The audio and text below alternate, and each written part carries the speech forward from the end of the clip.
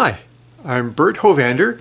In this video I will explain and demonstrate the different patterns that I can make using the Sorby micro spiraling and texturing tools. I hope that by sharing this with you I can greatly shorten that steep learning curve that I suffered through. I'll put a copy of my detailed written instructions at the end of the video. Remember to be safe, think it through, is it safe for you, and use your tailstock as much as you can. Let's go. The Sorby spiraling and texturing tools work best on end grain, but still work well on side grain, though it is a little more difficult to avoid a skate. Any wood with a uniform texture will work. Even hard sugar maple will work if you're very steady and patient. Softer woods also work, but when very dry and brittle tend not to cut cleanly. Avoid woods with hard and soft growth rings, open pore woods such as oak and mahogany, or figured woods, though they all can work too. I prefer uniform textured wood with straight grains so I can easily make a smooth, clean cut, and wood that is uniform in color because variations in color detract from the design. My go-to wood is big leaf maple, especially for texturing and coloring tops. I cut it into 2.5-inch square billets and let it dry for at least 2.5 months. After a year or so, it can get a little too hard and brittle to easily make clean cuts, but it still works well. The Sorby spiraling and texturing tools come in a large version as a set with 4 different cutting wheels. The micro set comes in a medium spiraling wheel or a fine spiraling wheel or a texturing wheel.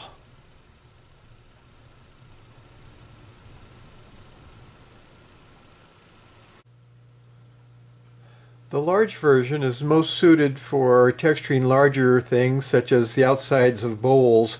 It also removes more wood than the micro version.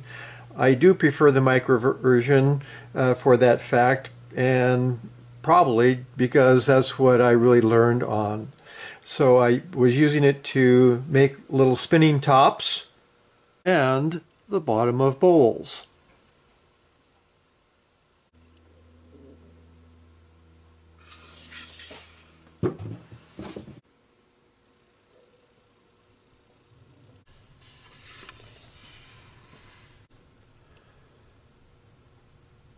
The Sorby spiraling tool, and I have a wheel out of the tool so it's a little easier to look at.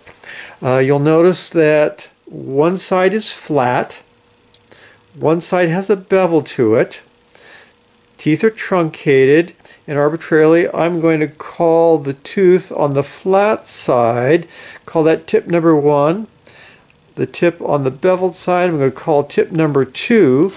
And the other point that we need to always look at is the bottom of the tooth, the gullet. And I'll call that point 3. Note that the texturing wheel has a bevel on both sides and comes to a sharp point.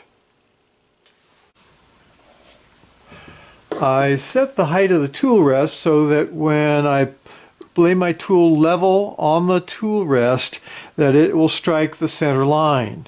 It is about 1 inch away from the workpiece and parallel to the workpiece, and that is true for all of the patterns that I am making. Be sure to take a comfortable stance so that when you are making your pattern you can apply a very good amount of pressure without losing control. Be very firm and act like you are a machine. On camera it is very difficult to see the angle of the tool, so I will refer to the clock. When the tool handle is pointing directly and perpendicular to the surface that I am texturing, I will call that 12 o'clock. If I'm 45 degrees to the right, I will call that 1:30. If I am 90 degrees from the surface, I'll call that 3 o'clock. With the wheel, I'll put the clock in a vertical plane, and as I hold the tool level, pointed directly at the workpiece, focusing just on the wheel. If the wheel is vertical, I'm going to call that 12 o'clock for the wheel. Twist the handle 45 degrees. I'm going to call that for the wheel 1:30. And if I make the wheel totally on its side, 3 o'clock. Instead of worrying about the angle of the wheel, if it helps, just think about it in terms of keeping the wheel perpendicular to the wood. When I change the angle of the handle, in most cases, but not all, I have to change the angle of the wheel to keep it more or less perpendicular to the wood. For example, when I move the handle to 1:30, I also need to twist the handle to angle the wheel to 1:30 as well to make the wheel perpendicular to the wood. However, since I see these as cutting as well as scraping tools, in reality, I often have the wheel not perfectly perpendicular to the wood, but in a slight trailing position, just like you would with a traditional scraper that you tilt downward so it doesn't grab and give you a catch.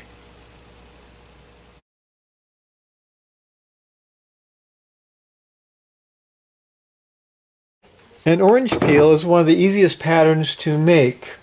You can use the tip on the beveled side or the tip on the flat side. It doesn't matter, it'll be about the same. Hold your handle at about 1:30 so that you can hit the tip. If you want it on the flat side, fine. If you want it on the bevel side, rotate it 180 degrees.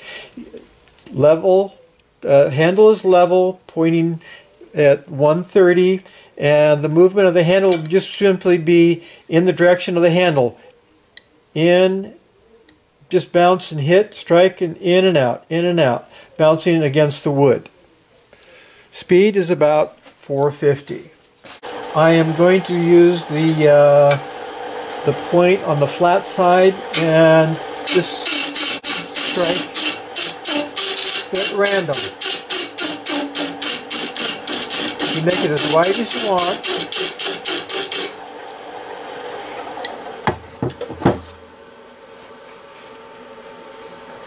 And it's very important to use a point tool or something to put some highlight lines to give it a little bit of a boundary. And this is the way I do that. Quick and easy.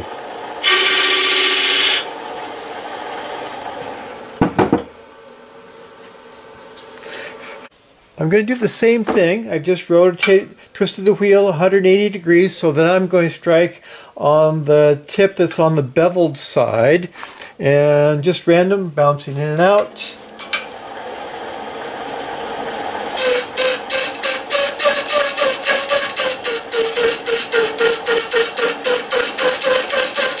The more you spend, the deeper you can make it. Just try to make it fairly even. That looks good to me. Very good, and let's put some highlight lines on it.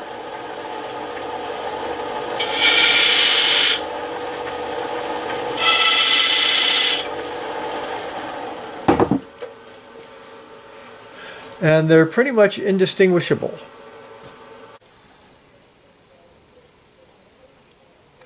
Here are a couple of examples of orange peel, the gold.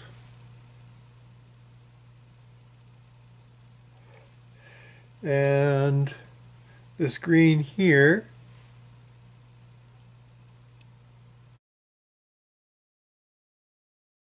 With the Sorby micro spiraling tool, I'm going to make some fine lines. Handle 12 o'clock, wheel 12 o'clock. Simply going to come in and bounce against the wood, just pushing straight on in the direction of the handle. Speed again, just under 500, thereabouts. and just bounce off the wood.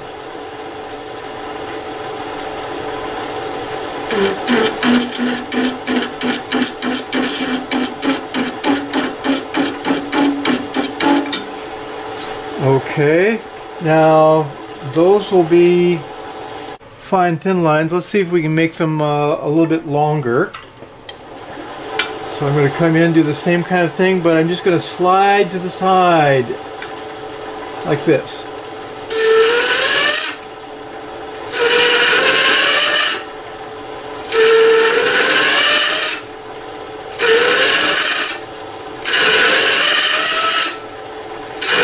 Not that much pressure.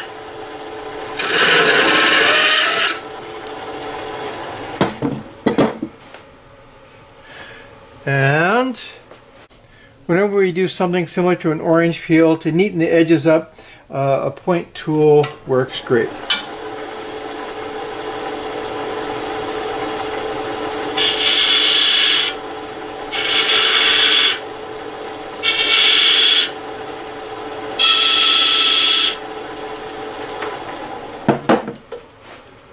So in the center here we have kind of a shorter lines, and here I made them a little bit wider.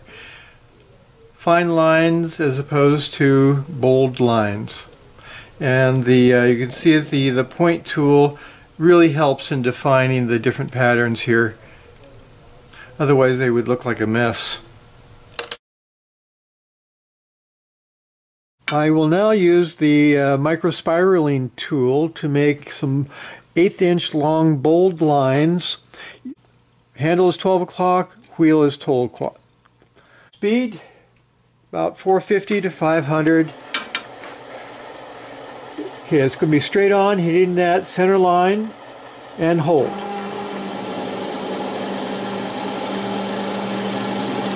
Now I'm going to go out further and do the same thing.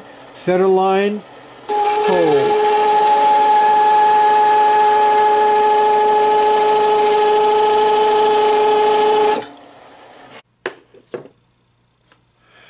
You'll notice that the ring closer to the center is a little bit curved, whereas the one closer to the rim is clean and bold and spaced very nicely.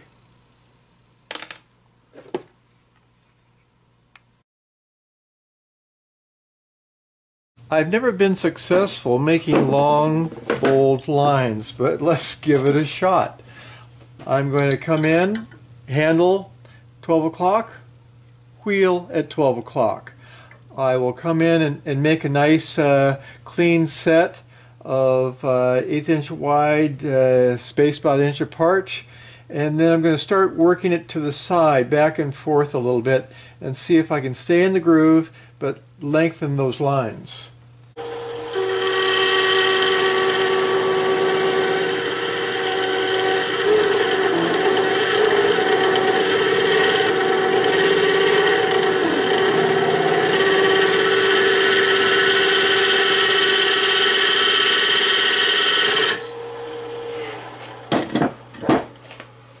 Well, I tried. As you could see, I was slipping out of it, but still, I like that design. If you never try anything new, you'll never learn anything new. Keep experimenting. Here I have two examples of trying to make longer bold lines. With this one, I started by establishing nice, neat lines, and then I pushed sideways to elongate them. With this one, I started kind of moving back and forth immediately, trying to make longer lines. I think I like the first one better.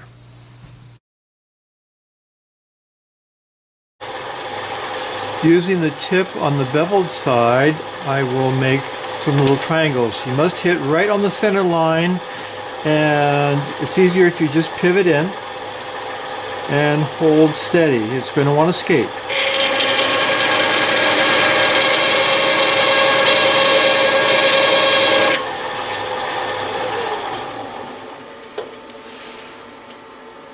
I can also use the tip on the flat side and do pretty much the same thing.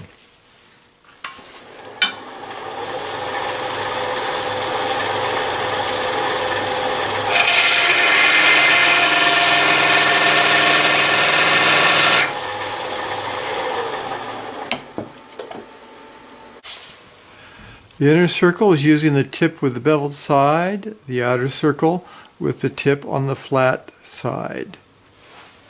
With the spiraling tool, the handle is aimed at 1:30, the wheel is 12 o'clock. I need to be sure that I don't rub the edge of the tool against the wood when I'm striking the wheel.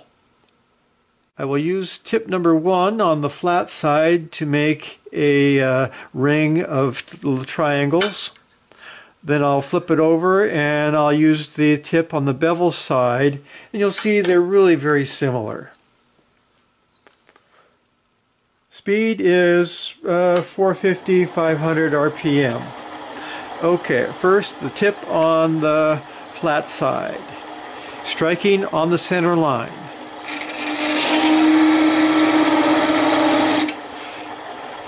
Flip it over, we'll do the same thing with the tip on the beveled side.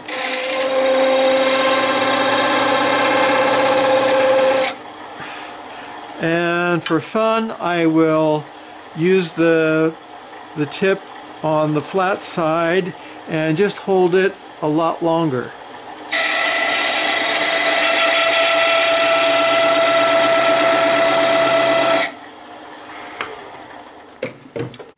The distance from the center of rotation, the angle of your tool, the pressure and duration are all factors that are going to create all kinds of slightly different triangles. Play around with it. Have fun. To make a basic spiral using the micro spiraling tool, the handle is at about 1 o'clock.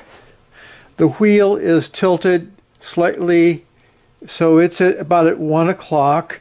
I will strike on the center line. I'm using tip number 1 on the flat side, and I will simply walk it down in about a 7:30 direction.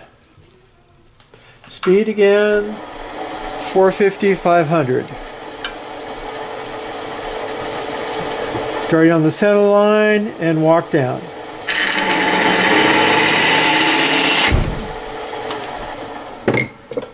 A nice clean spiral. You can make it shorter, you can make it longer, vary it as you will. This time with this Sorby micro spiraling wheel, I am going to do the same as before. Handle is at about 1 o'clock. Wheel is at about 1 o'clock, and when I'm rolling it down, I'm going to keep it in line with the wheel. So the wheel is rolling in the direction that it is kind of where it wants to go. However, as I start rolling down, I am forcibly going to clench my fist and draw my fingers in to pull the tool to the side just a little bit. And this should create a rather jagged edge on the spiral.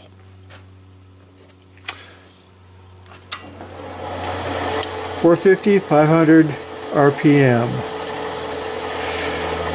We'll start just as before. Get it started on the center line. Come down. Okay, so I started off with a fairly clean spiral, and then I made it have all kinds of little feathers on the end. With the Sorby micro spiraling wheel, I am going to aim at the handle about 1 o'clock, the wheel rotated to 1 o'clock, but this time I'm using the tip on the beveled side. I will just barely start the spiral, lift the handle to roll the wheel down in that 7:30-ish direction, and at the same time I will kind of clench my fist and just kind of pull with my fingers. The palm of my hand does not move, only my fingers move to pull it and forcibly move it to the side not the direction the wheel really wants to turn. 450, 500. Start on the center line.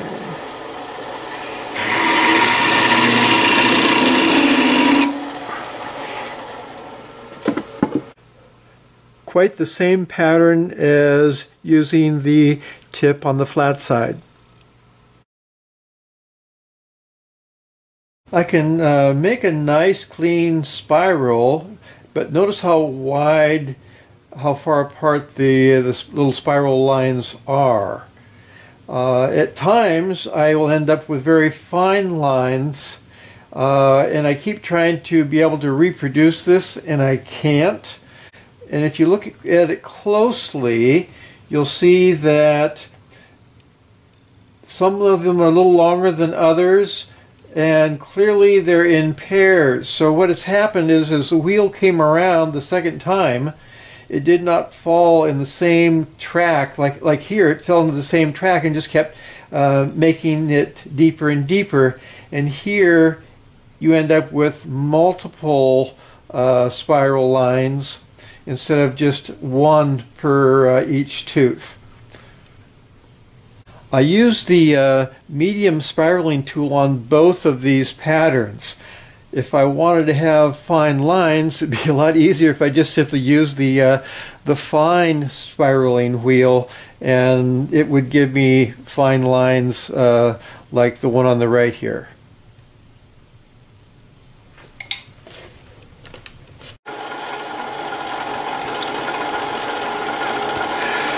Sometimes with the medium spiraling wheel, when the wood comes around to hit the tooth again, it follows two or more tracks, and the result is very fine lines fairly close together, but I can't control that. If I want it controlled, why don't I just use the fine spiraling wheel, and that should be all taken care of. Handle being level, it is aimed at about 130. The wheel will be rotated to about 130 as well. I'll strike on the center line and then lift the handle to bring the wheel in a 730 direction. Here we go.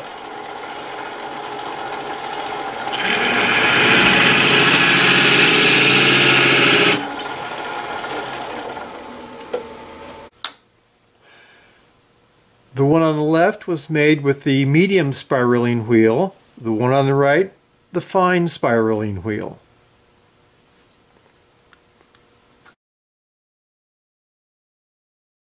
With the Sorby spiraling tool, to make a ring of petals is a bit more difficult. You need to be as steady as a rock. You'll need to apply a lot of pressure in some instances, so you need to be sure that you're well balanced and that you can put a lot of pressure to the wood and still stay in control. You must hold the tool like a rock and be very patient. It might take 10 seconds, it could take 30 seconds in really hard wood, and that is a long, long, long time. You'll need to be cutting right on the center line if you want to make nice clean petals. You must make a clean entry and a clean release if you want clean petals. The size of the tooth will tell you the size of petal you will make. If you are very close to the center, of course, you'll be making very few petals. If you're out toward the rim, you'll get a lot more petals. Let's try and see if I can make about 5 petals, which is the minimum I would recommend that you make. And the speed here is going to be about 450 to 500. Okay, I'm putting the tool on the tool rest. My hand is holding it down. I'm basically pivoting it. So the handle is at 130. The wheel is at 12 o'clock. I am going to pivot on the tool rest to bring it in to touch on that center line. And hopefully we'll get 5 petals here. Let's see.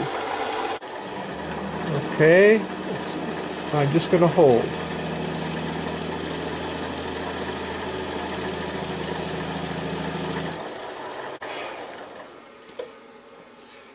Oh, I ended up with 6 petals, but 6 very nice petals.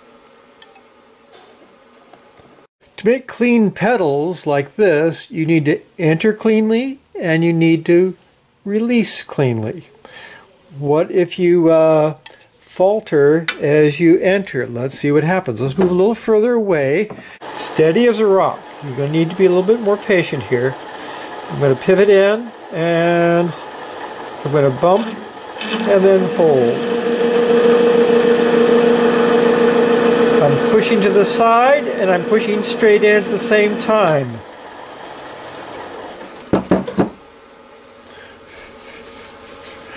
And that happens sometimes where I don't get nice shaped petals. And I'm not sure what's happening. I think it has to do with partially my entry. And the other idea is that the circumference here versus the circumference of the wheel, when it came around, the wheel did not fall into the same track and followed sometimes 2 or more different tracks, so that the petals are not wide like the first set here. I can't totally explain it. I haven't figured out how to totally control that. Let's try out a little further.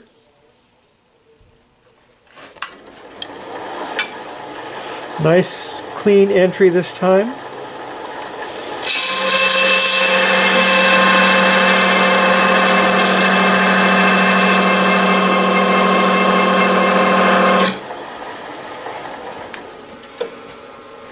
And nice clean petals.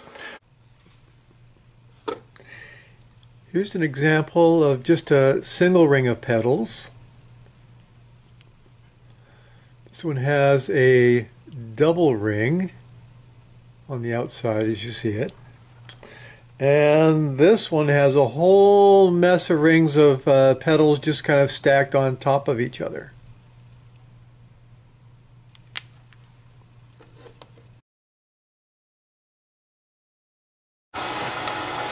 Okay, we're going to go ahead and texture some petals, but first let's get some color on there.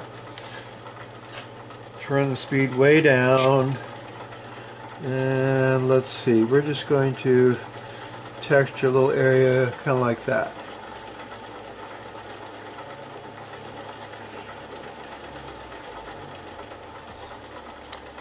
Okay. Bring the speed up to, it's 485, whatever it is.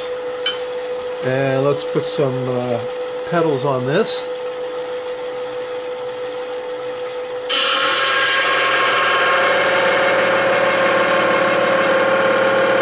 Look for that color change. I think we're there.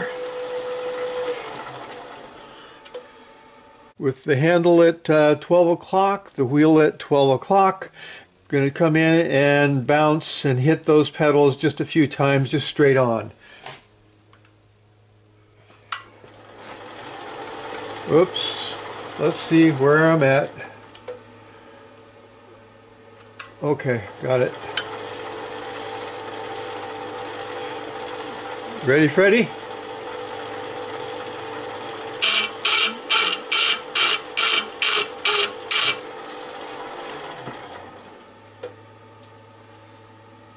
Let's hit it a little harder.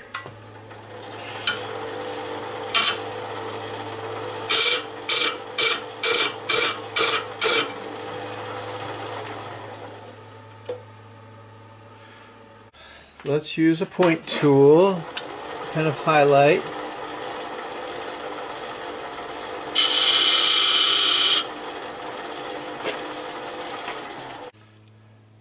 I had to come back and hit it a second time pretty hard. So having colored it and then textured it, you'll see that I've kind of cut through and made little white lines that look kind of like veins maybe on the petals. It's a nice subtle little touch.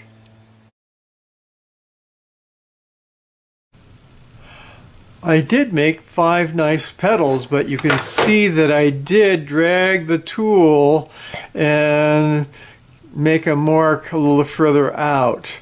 If I were doing this for a complete texture, I would simply texture over that part so you would never know.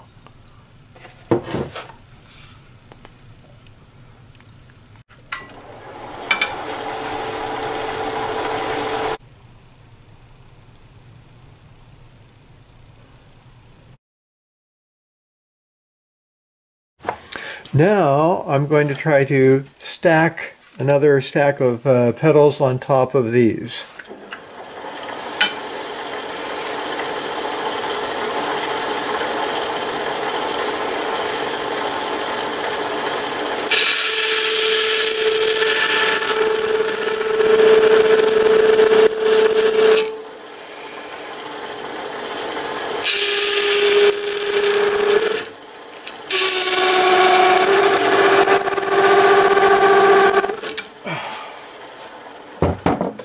Screwed up. I didn't make the neatest petals, but still it came out being a rather interesting design.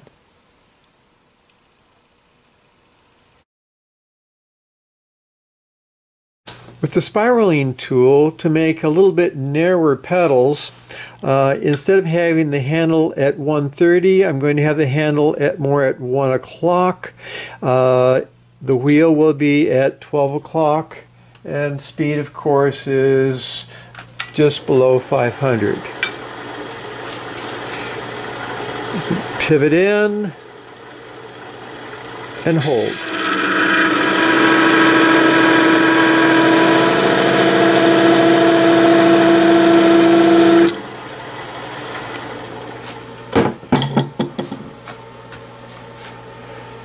That's held at about 1 o'clock.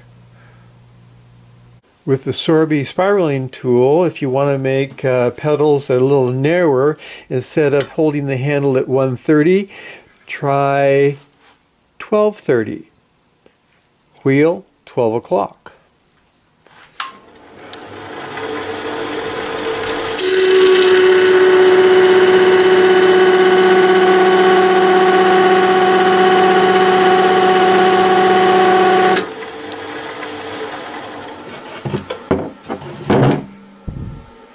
And here the petals are just a little bit narrower.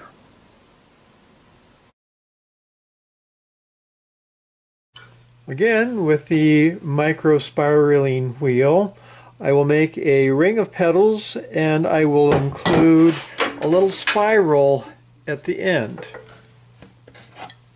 Again, about just under 500 RPM.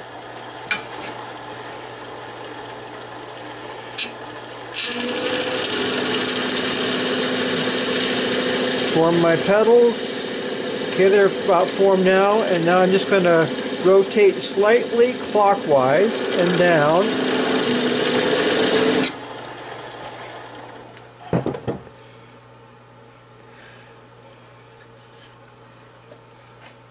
This time with a spiraling tool, we're going to make a spiral.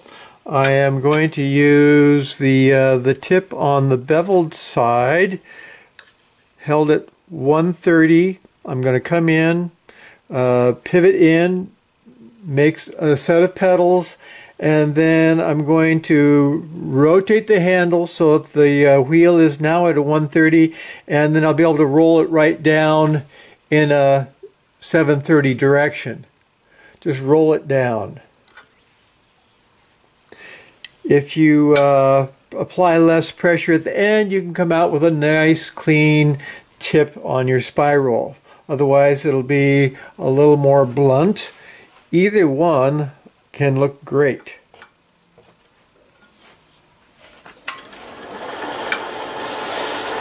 Okay, very steady, pivot in, hold, feel for that center line, petals are made. Start dragging it down 7:30 and also rotate the handle as you go on down.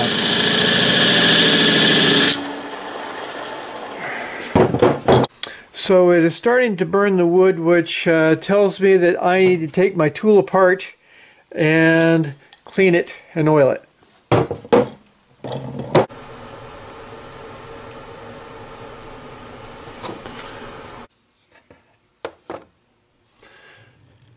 Handle at 130, the tool probably twisted to 1 o'clock. Simply engage the wood and just roll down in a 130 direction, and there's the result.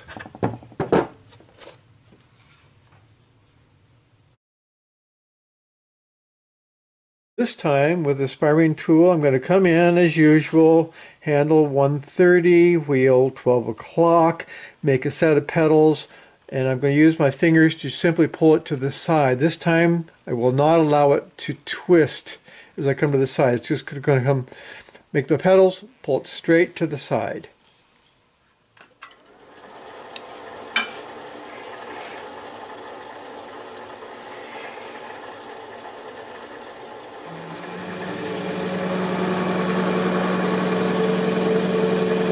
Petals are formed, straight to the side.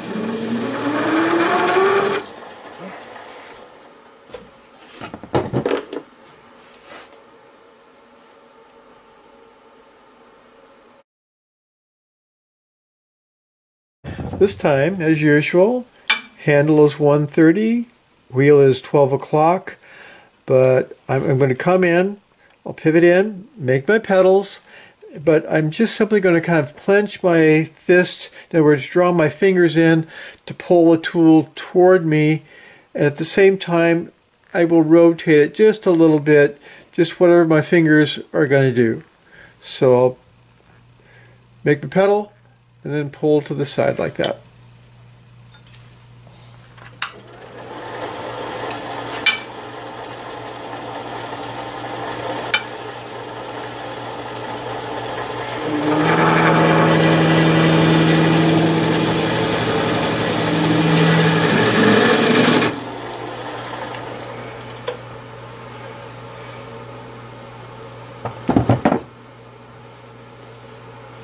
The spiraling tool, level, aimed at about 130, between 1 and 130. The wheel will be totally vertical at 12 o'clock.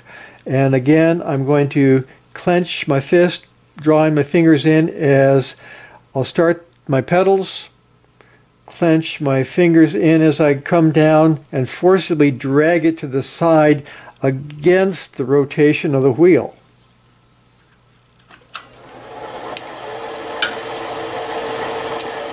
Striking on the center line.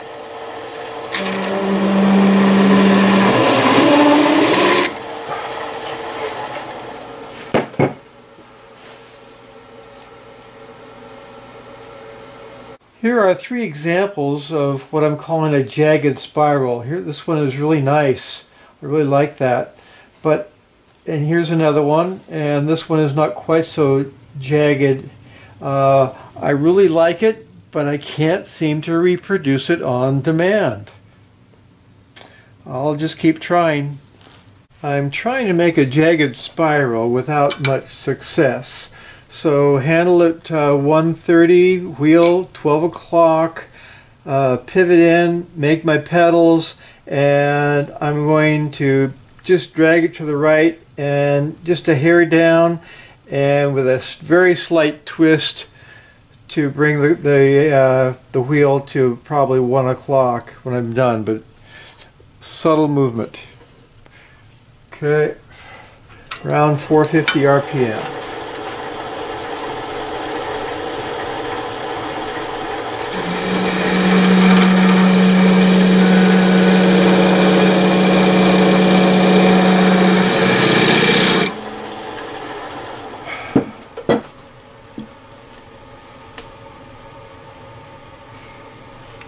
Well, not exactly what I was looking for, but that's okay.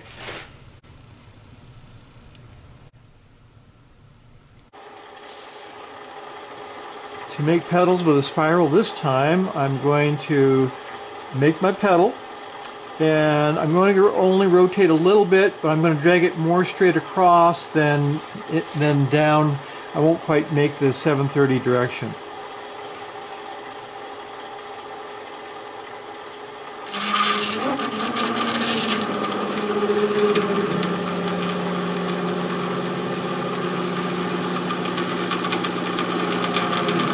Slightly and drag it across.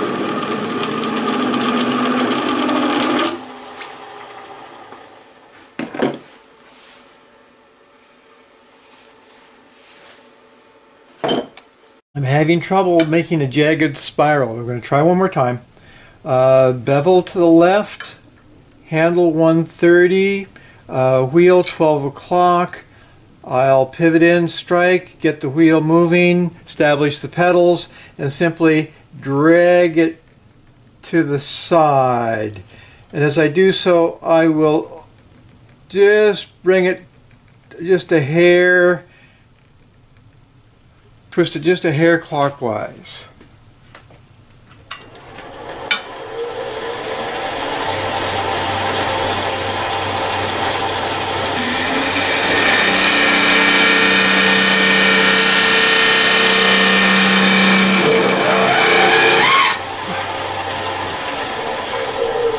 And I was going way too fast. And of course, it burned it. Very similar, just a variation on a theme, same technique.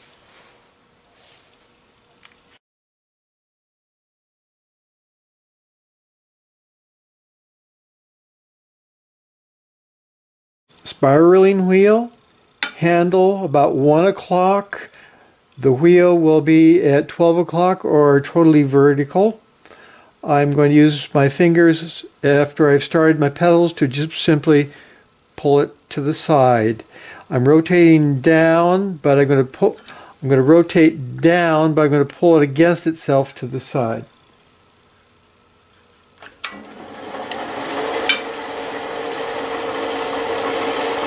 Strike on the center line.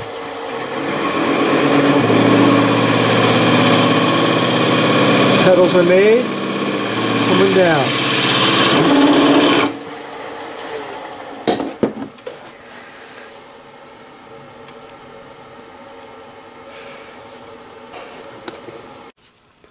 A little more force made the pattern even a little bit more bold.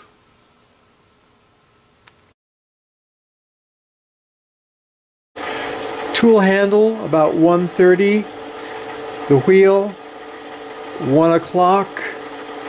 Simply strike the center and drag to the side multiple times.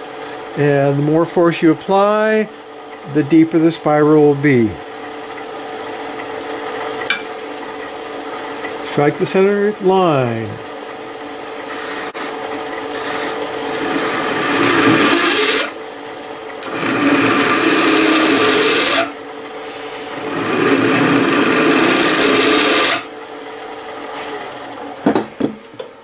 A nice messy spiral.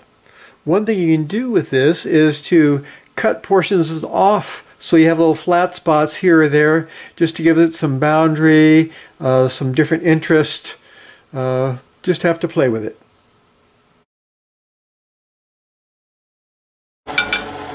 Spiraling wheel, the handle 130, the wheel 3 o'clock, totally level with the flat side up.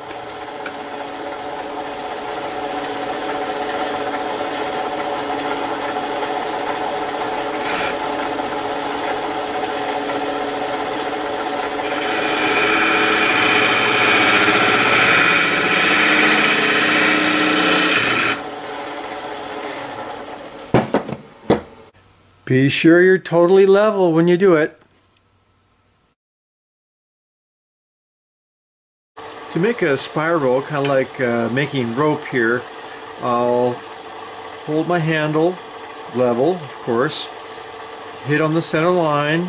I'm going to rotate the wheel to about 11 o'clock, and I'll hold the handle probably at 1:30 or 1 o'clock maybe, and I'll get started in the wood.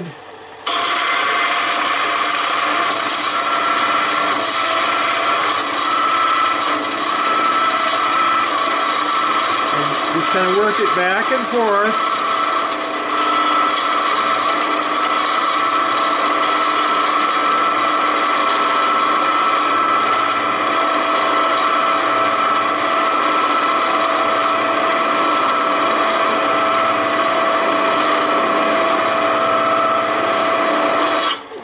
See, I think I've developed what I want right there. Okay, and once you've done that,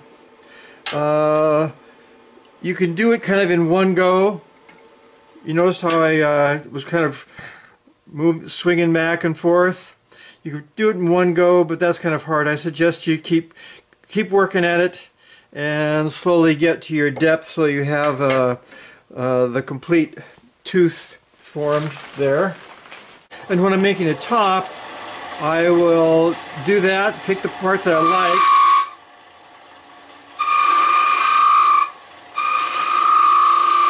cut off the part I don't like, and then make that the edge of the top, and it'll end up being scalloped.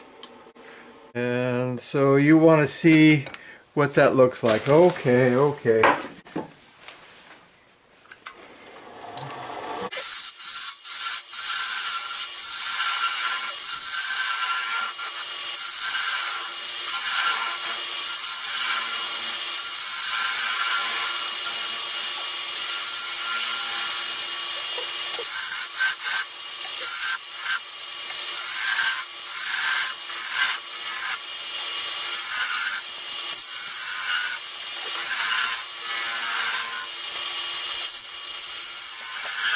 And now you can see I'm mostly on my way to making the top. I just have to finish up the handle, and you'll see that the edge is nicely scalloped. I suggest that you look at the Sorby video on YouTube about making a spiral on a cylinder. They did a very nice job, and so that's why I'm not going to spend much time doing that here. In the Sorby video, they used a cradle to help maintain your angle. I don't usually bother with that, but when you're starting, I think that's a real good idea.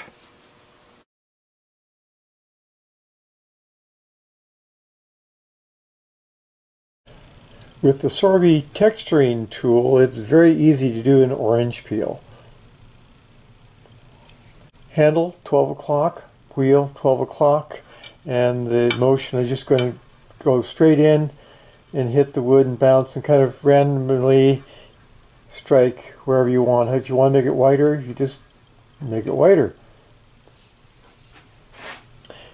And same speed as before, about 450 to 500 at most. And just kind of hit the wood and bounce on it. Just keep bouncing off the wood until you've made it as white as you want it, and you can kind of see the color change in the wood.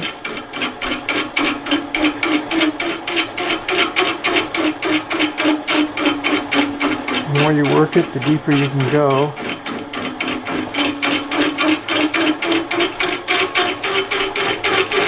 That should be good. I'll put some highlight lines to put boundaries on it so that it doesn't look quite so messy.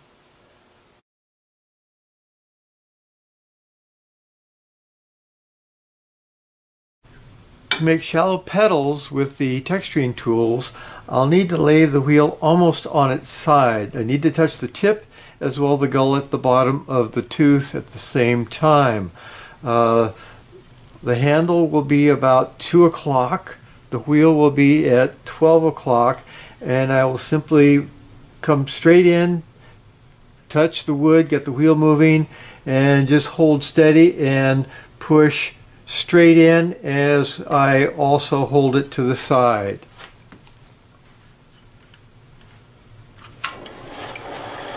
Here we go. Touching on that center line.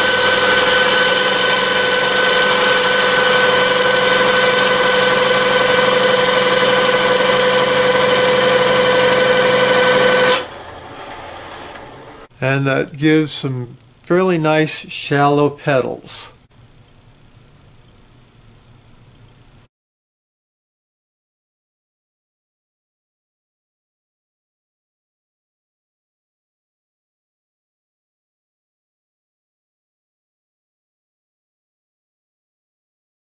To make a simple clockwise spiral, simply hold your wheel, a texturing wheel, at about 1 o'clock. I suggest if you want a nice clean start a little bit above center maybe, and you're going to just lift the handle to roll the handle down in that same direction. So if it's 1 o'clock, then you're heading down towards 7 o'clock as you lift the handle.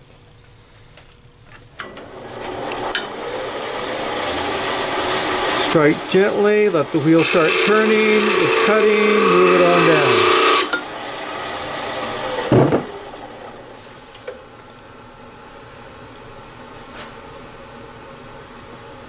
To make a simple spiral with the texturing tool, the handle will be held at 130. The wheel will be probably at 1 o'clock. Strike on the center line, get the wheel moving as it sinks into the wood.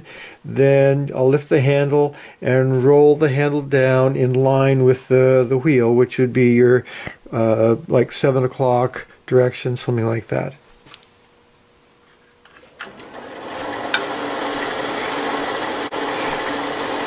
Strike the center line, you're cutting, move it on down.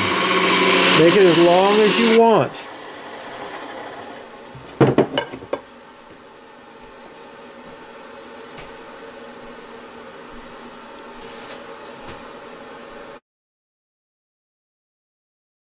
To make a simple spiral, handle at about 130, the wheel at about 130. Strike and lift the handle and roll the handle down a little bit.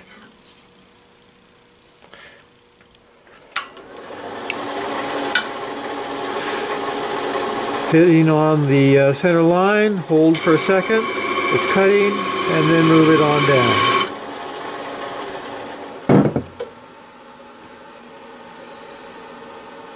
This time, handle 130, wheel 130, or maybe closer to 1.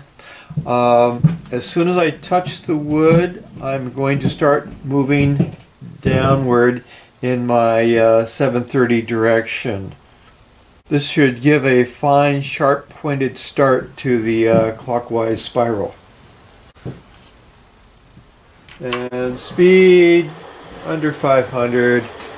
Off center, starting on the center line, strike and move right away.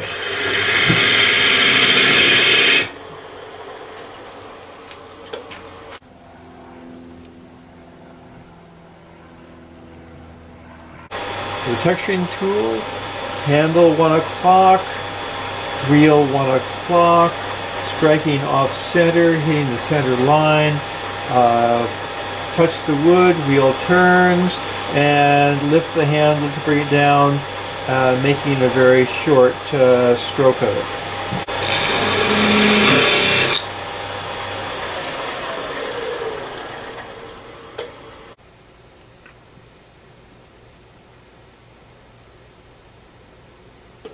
This one has just a simple spiral using the texturing tool with an orange peel put all over on top.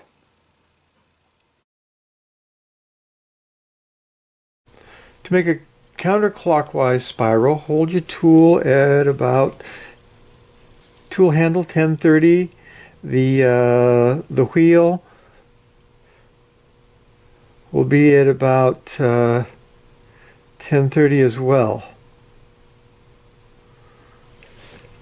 Simply strike well above the center line, and you'll come down and stop when you get to the center line.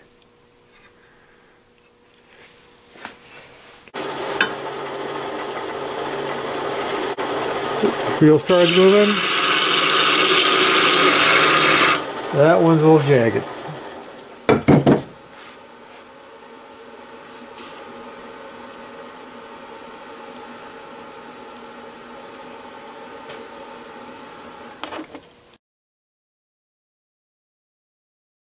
It's interesting to note that if you move from near the center to the outside, you get a clockwise spiral.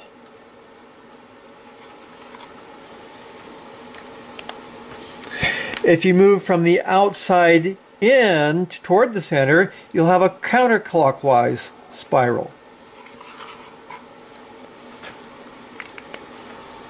The green is a clockwise spiral, and the red is a counterclockwise spiral.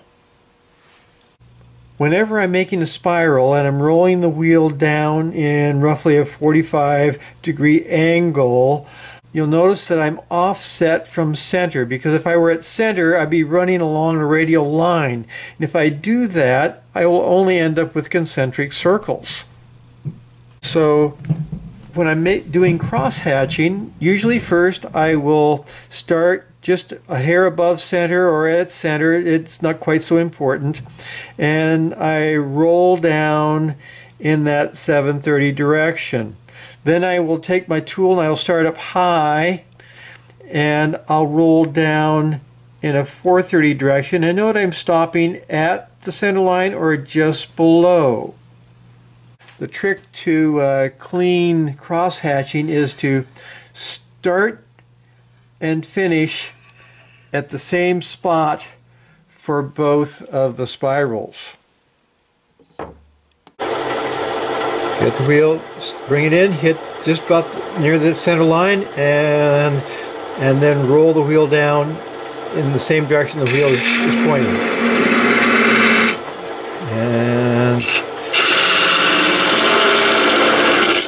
And it always helps to neaten it up using putting in a highlight line. Oops, I just need to stop and look where the boundaries are. Okay, I think I've got it.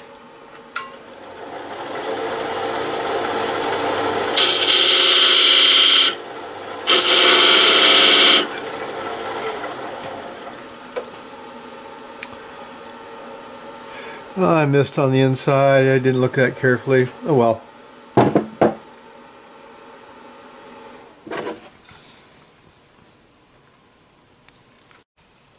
Here are a couple of examples of cross-hatching, where the cross-hatching is quite regular here, but you'll notice here that the clockwise spiral is much stronger than the counterclockwise spiral.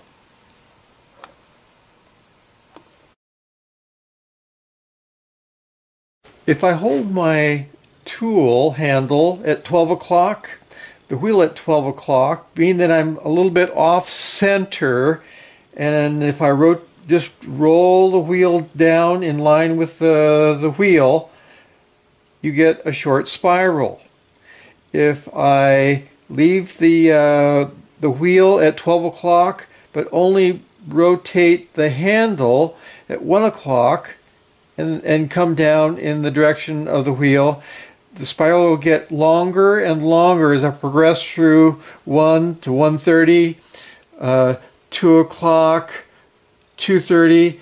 When you get to 3 o'clock, you'll be riding directly on a radial line, which means you will end up with a circle. To make a big messy spiral, aim at about 1:30, the wheel's at 1:30 also. Come in, get the wheel started to turn, start rolling it downward, but as you do so, then very soon start twisting the handle counterclockwise so that you end up with the wheel totally vertical when you reach the outside rim.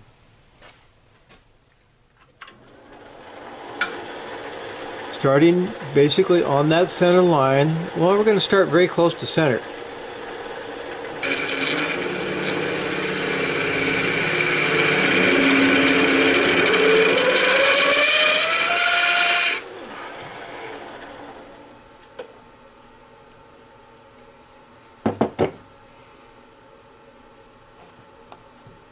I call this one Starry Night, and you'll soon see why. Speed's about 300. As I color, I'm going to overlap my colors a little bit so they blend.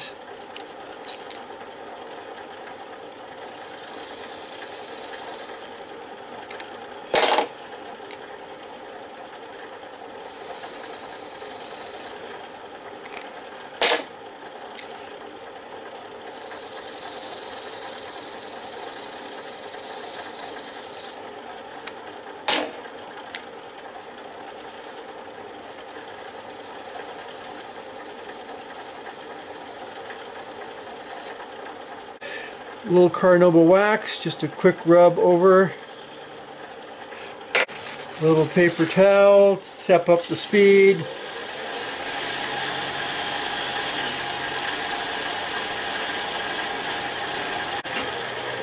Bring the speed to 500. I'm going to use the texturing wheel, handle 130, wheel about 1130. Hit that center line, start my cut, start bringing it down, and as I do so I'm going to rotate it counterclockwise till I reach a vertical. There we go.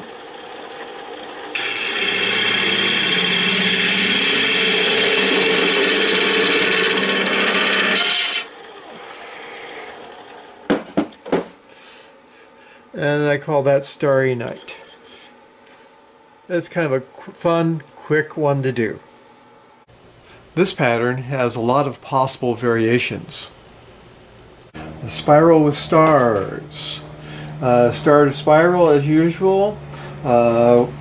Handle, say, 1 o'clock, wheel 1 o'clock.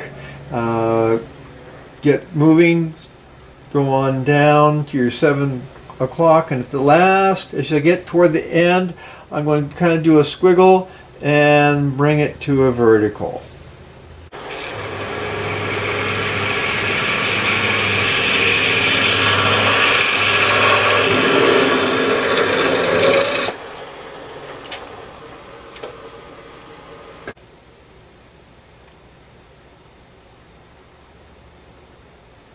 With the texturing tool, let's try this. We're going to start just a little bit off center, get cutting, start coming down, and then I'll do a little squiggle, and then at the end I will rotate to a vertical. Here we go.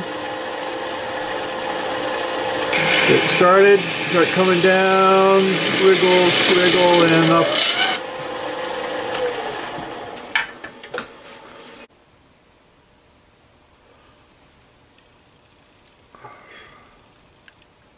Here are a couple of examples of just a basic spiral with a little bit of a twist at the end. Here are a few more variations of the very same pattern. The last one here, I actually put some beads on the rim first and then went ahead and textured the center portion.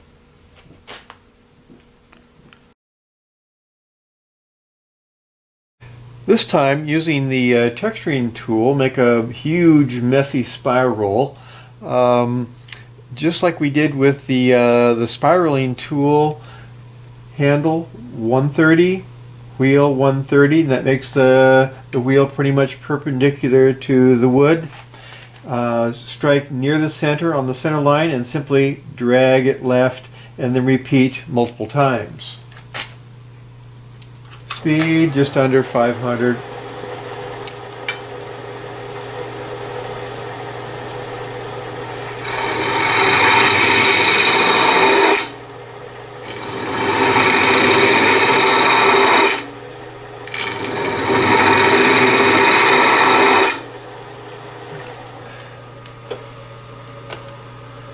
And there you have a huge messy spiral that looks just like the one we'd made with the spiraling wheel. This is the texturing wheel, and you can play with this, cut parts of it off, do what you will. Variation of the huge messy spiral. Handle about 1 o'clock. The wheel just off a vertical, so it's just past 12 a little bit. Going to strike and drag straight across. Speed is as slow as I can go, about 50 RPM.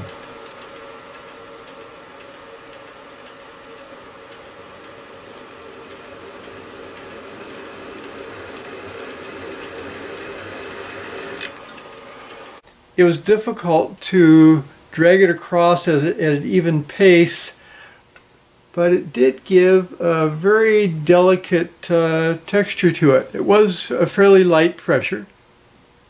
With the speed set under 500, The handle is about 1 o'clock or so. The wheel is going to be just off of 12 o'clock, 12:15 to 12:30. I'm going to try striking very lightly and just ride the center line and drag it out to the side with very gentle pressure.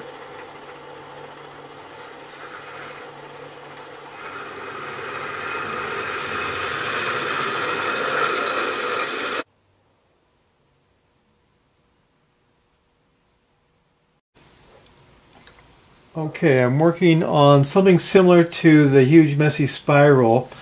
Handle about 1 o'clock. The wheel is just off 12 o'clock, just canted just a little bit. Strike near center and pull to the side. I'm going to try it at 1000 RPM.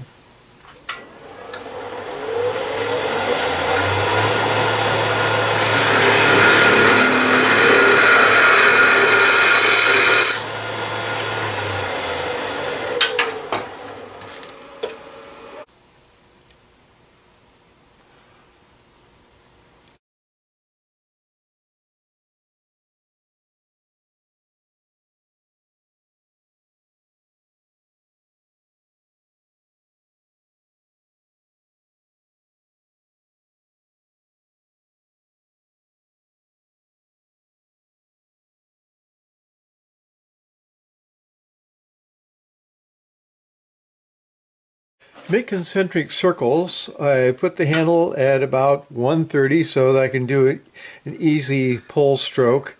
The wheel will be totally horizontal in the 3 o'clock position. It has to be perfectly level, and you can I'll start near the center and then just slowly walk it out to the rim.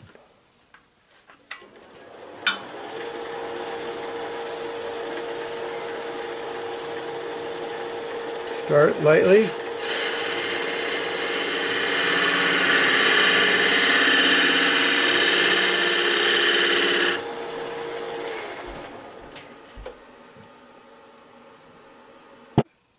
Here I've created just concentric lines which I then colored different colors. On this one I first ran across a shadow tool across it and then made my concentric rings before I colored it. To make beads with a Sorby micro texturing tool, handle at 130. The wheel will be perfectly flat on its side at 3 o'clock. I'll start near the center and I'll simply it's just like making concentric circles, except I'm going to let it have a lot more time to cut a little deeper.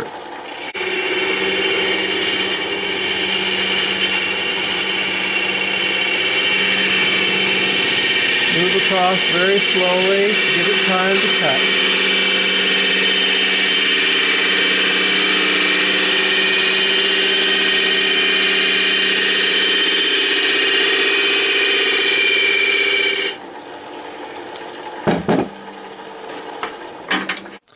You'll notice the beads are really triangular and not really nice and round.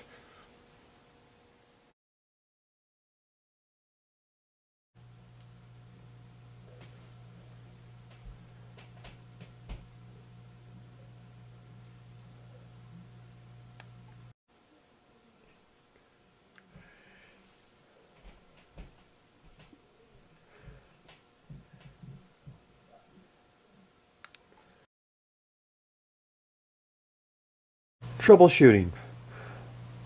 I made a mistake and I got a skate. No worries. Cut it off and start over. Or use the same tool and cover it up with an orange peel pattern and then set it apart using highlight lines. Very easy. You can always cut away just a part you don't like and create a different elevation. Leave it plain or texture it. After all, a clean, plain surface is a texture as well. It just happens to be smooth, and it can be flat or curved. The wheel burned the wood. The cutting rate was too slow, which caused too much friction and heat. The wheel either needs sharpening so it'll cut faster, or you need to slow the lathe down.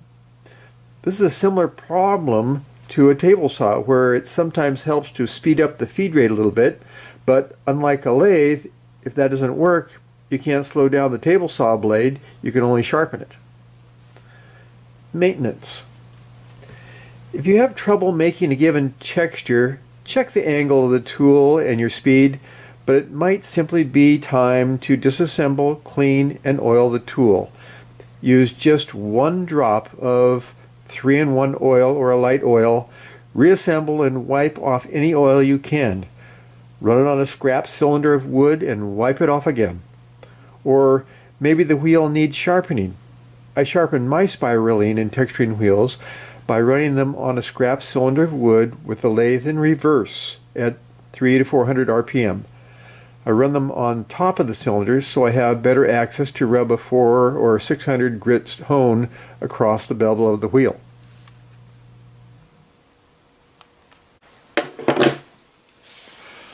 I managed to get a 5-star petal here and a couple more petals with a spiral and then a ring of petals out here. But you can see the oil. I just cleaned my tool, which makes it easier to form decent petals, but I didn't get it clean enough.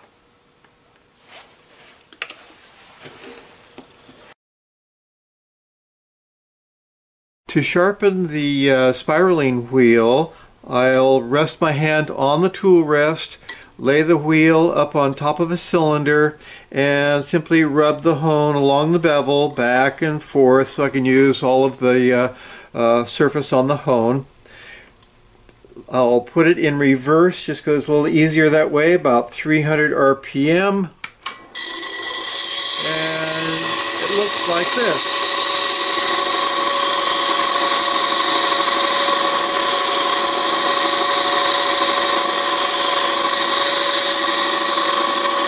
And that's probably enough to do it.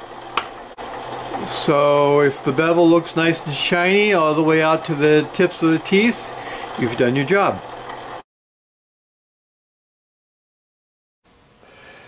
Conclusions.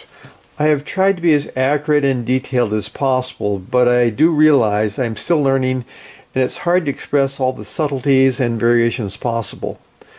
Take this as a starting point and expect to find some inaccuracies. When you find one, please let me know. 1. Normally cut on the center line. That's where the tool rest gives the best support. It's good to keep in mind that the rotational force is in a circular direction, and it is the tool rest that provides support along an imaginary center line that allows us to control the cut. 2.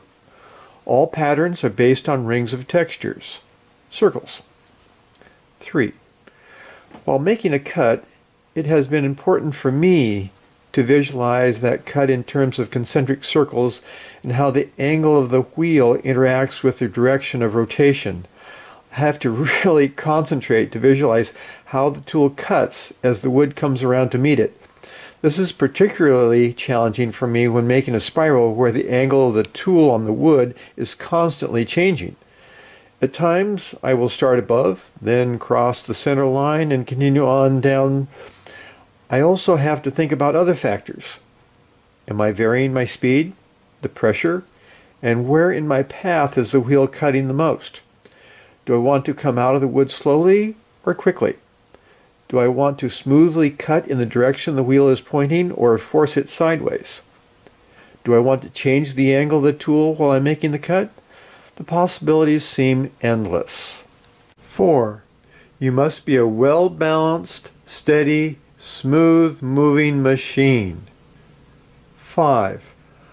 A clean, confident entry and release are important. 6.